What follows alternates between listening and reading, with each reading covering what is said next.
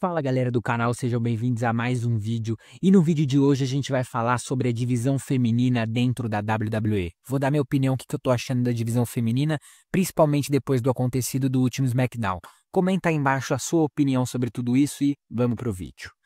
Então galera, obviamente a gente vive uma fase na divisão feminina meio questionável, né? A gente, obviamente, tem alguns talentos aí que estão um pouco por fora. A própria Tiffany Stratton, que a WWE investiu bastante, é uma wrestler que a WWE tá dando bastante visibilidade desde que ela subiu da NXT, deu um Mr. Money in the Bank pra ela, uma Miss Money in the Bank, colocou ela em todo o destaque, ela ganhou da Charlotte na primeira luta de WrestleMania dela, cara. Então a gente claramente vê que a WWE vê um potencial e, querendo ou não, a Tiffany consegue ver. Ela consegue entregar tudo aquilo que a WWE vê nela, né? Acho que em questão ela tem como trabalhar muito bem esse personagem dela de meio arrogante e tudo mais, de meio patricinha, como ela faz, meio que uma Barbie mesmo assim. Mas, cara, a gente vai ter que entrar sobre esse reinado dela que vem bem morno, né? A Tiffany vai bater quase 300 dias como campeã já já e apenas 8 defesas, se eu não tô enganado, são 8 ou 7 defesas. Um reinado completamente morto, muito por conta, obviamente, da WWE também, mas ela em si também não parece estar conseguindo trabalhar muito bem tudo que vem acontecendo até agora.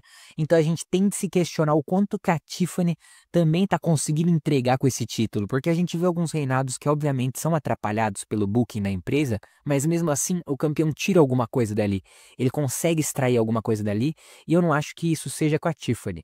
Eu acho que a gota d'água foi realmente esse acontecimento aí no último Raw, que obviamente a gente tem que deixar claro, né? Pra mim, só se eu fosse resumir pra mim quem foram os culpados do acontecimento do último SmackDown, no caso. Eu diria que a juíza é a principal culpada, porque a juíza não poderia simplesmente não contar um pin, ela tem que contar até 3. Eu acho que isso fica dentro da obrigação dela. Conta até 3 e é isso, tá pronto, independente, depois você resolve se foi a hora certa de acabar ou não. Mas você interromper o pin, tentar prever um kick out, fica feio. E vende toda aquela história, acaba com a kayfabe. Eu sei que, obviamente, com o documentário abrindo portas e tudo mais, a kayfabe ainda vive assim, mas dentro de combate, não tem kayfabe mais a partir do momento que você quebra o pin sem a oponente praticamente dar kick out, né? Sem ela se mexer. Então, acho que a principal culpada dá pra colocar na conta da juíza e a segunda é a Tiffany, né? Eu acho que todo erro, na verdade, ele só é desencadeado pelo erro da Tiffany. Ela chega atrasado ali no dropkick pra cima da Jade Cargill e aí a gente gera toda essa situação que fica bem feio, né? E a WWE precisa dar um jeito de tentar consertar isso, mas não tem como, entende? Não tem como a WWE consertar isso. Foi um negócio muito feio, muito tosco. Imagino pra criança, por exemplo, que é muito fã que tá vendo aquilo ali, é um negócio zoado demais, sabe? Não tem meio que nexo conseguir explicar isso, então a WWE vai ter que fingir que isso não aconteceu, provavelmente, né?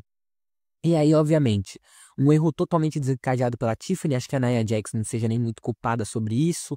Na verdade, não teria nem muito o que ela fazer, né? Acho que o que tinha pra ela é aceitar ali, a Tiffany demorou pra cortar o pin, então acabou cagando tudo e a Cardio caiu lá pro outro lado. Então acho que isso é mais um ponto nesse triste reinado da Tiffany, pode ser que a WWE veja com bastante pesar pra cima dela, um acontecimento desse, né, que complica muito também aí toda a visão que o WWE Universe tem pra cima dela. E a gente também já tá falando de 3 lutadoras nessa luta, cara, que a Nia Jax, vamos ser sinceros aqui, eu acho que a Nia Jax é aquele tipo de, aquela lutadora pesada, aquela lutadora monótona dentro das lutas, que a gente tem que ver ela se recuperar, e ainda assim um moveset até que chato, assim, eu diria, pelo menos na minha opinião. Então a gente já tem também um hate pra cima da Nia Jax que complica muito as coisas, né? Em compensação, a Jade Cargill também. Muita gente contra a Cargill já ter estreado no main roster desde que ela veio da AEW. É uma forçação pra esse personagem face dela. Eu gostei muito da dupla dela com a Bianca Belair. Acho que foi uma das melhores coisas que a WWE conseguiu trabalhar na divisão feminina essa era Triple H. Mas querendo ou não, cara, também esse personagem face meio forçado da Cargill, ele dá alguma coisa assim que fica realmente estranho, sabe? A gente não gosta muito de como que a WWE trabalha essa carga meio face forçada aí. E também, cara, esse reinado da Julia, né? Vamos ser sinceros, a Julia era uma das lutadoras mais talentosas, ela com a Vaquer, subiram ela Rio pro main roster, né? Ela era face no NXT, e querendo ou não, ela é muito talentosa. A gente vê que dentro do ringue a Julia tem capacidade de performar como poucas wrestlers têm, assim, dentro do ringue mesmo, ela tem uma capacidade incrível, ainda falta um pouco do inglês, coisa que a Vaquer já tá melhorando muito, mas para conseguir comprar, obviamente você não sustenta um evento apenas com lutas boas, você precisa de storytelling, você precisa de personagens maneiros, de gimmicks interessantes, então acho que obviamente a Julia tem esse erro no inglês dela, mas ela tá sendo muito mal aproveitada, cara. Lutas que são diversas vezes cortadas dos shows ali claramente por falta de tempo. A gente até acompanhou isso melhor no WWE Real, né? Como eles funcionam isso do tempo e toda a correria que fica e quando corta a luta ou não. Então é realmente difícil assim a gente avaliar o quanto que esse reinado aí da Julia também não tá sendo atrapalhado pelo booking, né? Porque tomadas, pô, colocar ela pra rivalizar com um B-Fabe, a Kiana James ali correndo atrás dela, um personagem meio tosco assim, sabe? Que me lembra até uma Dana Brooke, assim, naquela época ali de 2016. Me lembra um pouco da Summer Rae, uns nomes meio toscos assim, sabe? Que ficam nessa aí. E realmente a WWE tem que conseguir aproveitar ela mais, assim, aproveitar melhor um potencial de uma das wrestlers mais talentosas que a gente tem dentro da divisão e que pode ser carismática, cara. Acho que eles deviam ter seguido o caminho com a Julia, do mesmo caminho que foi a Io Sky, sabe?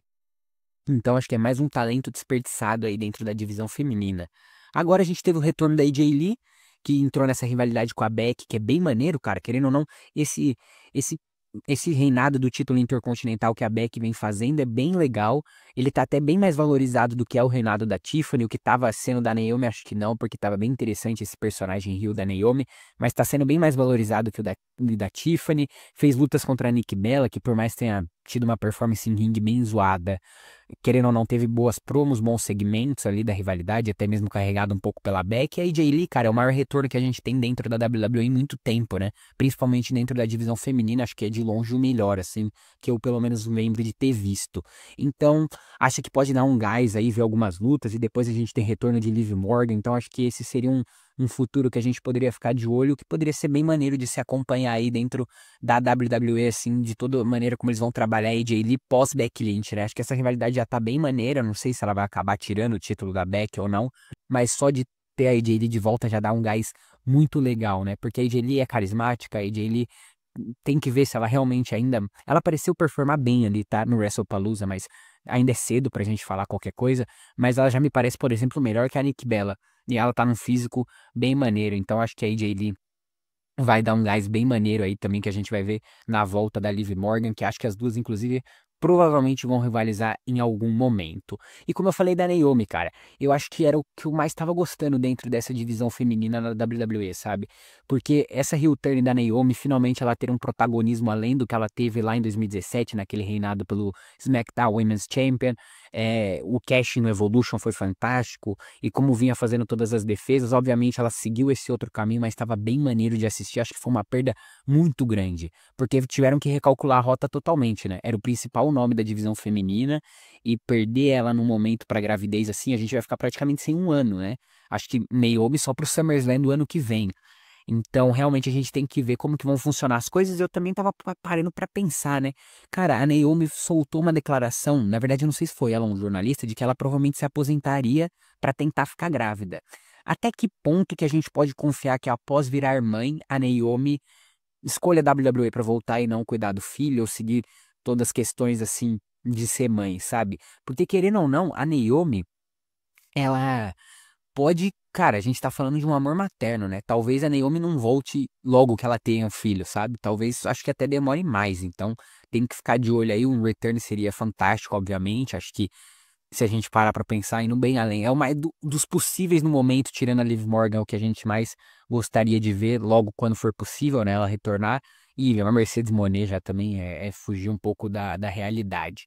E aí, com ela vagando o título, vem pra mim uma das maiores expectativas, cara. Uma das lutadoras mais fantásticas que eu já vi na divisão feminina, tá? Eu tenho muita curiosidade de ver como que a Stephanie Vaquer vai fazer esse reinado dela como campeã. Evoluindo bastante no inglês, uma gimmick bem legal. Acho que é uma gimmick também bem autêntica da Stephanie Vaquer, né? Ela é bem única ali. Obviamente, ela tem aqueles traços um pouco parecidos com a Ripley em alguns momentos, que inclusive é uma Dream Match que todo mundo quer ver, né? mas querendo ou não, é única, ela tem esse carisma dela, agora falando em inglês, acho que pode desenvolver ainda mais, e acho que ela conquista muita gente só pelo potencial dentro de ringue, né? Então acredito que a Stephanie Vaquer cada vez mais vai se promover aí e se comprovar como uma das principais lutadoras da WWE, com potenciais fantásticos assim para alcançar voos, acho que tão altos quanto o da Rhea Ripley. Mas esse foi o vídeo, galera. Comenta aí o que você achou. Você acha que eu tô ficando maluco, que Stephanie Vaquer não é o futuro, que a Tiffany Stratton é o futuro, ou você concorda comigo? Deixa o like, se inscreve no canal e fui.